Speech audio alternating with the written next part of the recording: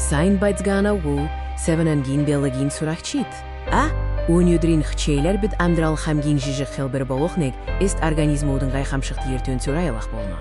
Энэ бол маш сонирхолтой хичээл байх болно. Нэг эст организмууд гэдэг нүгсэн үгвэ. Тэднийг яагаад судлах ёстой вэ? Нэг эст организмууд бол ердөө ганцхан эсэс бүрдсэн амьд бие төт юм.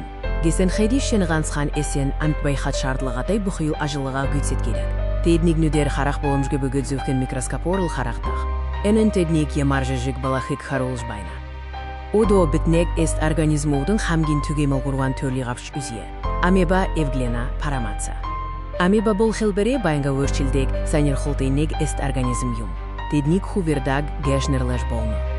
Эвгленаны ургамал шиг гэрлийн энергик ашиглан өргөө тэжих чадвартай, мөн амтан шиг хөдөлдөө хасалмалшин шанартай.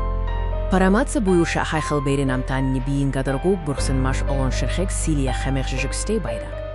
Энэ ху ганцхан эсний хархэн хөдөлж хол тэжил олдох талар мэдэж авцгая. Нэг эст организм хөдлөхтөө гурван үнцэн аргыг ашигладаг. Парамацын ширхэг силия, эвгленагийн сүр флагелла, балон амебагийн хурамч хөл псевдоподия. Хол тэжил авахын тэдний амдралын чухал ил явц юм. Амеба хурамч хөлөре хол тэжэле залгидаг бол парамаца тусгай гамны нөхөйрэ холадаг. Одо бид бадит амдрал дэртэд хэрхэн харагдах, хэрхэн үйлчилдэг талаар үлүгүнзги харна. Тэдний эсда турх бүтээсэн маш нарийн захион байгуулалтай. Ес бірні амдралын үнсэн үйл ажылға хангадаг бірілдіхін хесгөтті. Энэ world микроскопин дүрслерүтін амеба, эвглена, парамаца дөдер тұтмын амдрал ахырхен явылж байгақ тот харылж байна. Сөлін хасегіт, негест организмут бидни экосистемт юмар чухал үрек гүцет кедек талар авчузе. Нег эст организмудне экосистемин венде сурик тавдаг. Тебне хол тежелен гинжин хилхейни чухал хесек бөгөд мөн байгайлик цеверлих, хөрсигүр жылшымтей балға ход тусалдақ.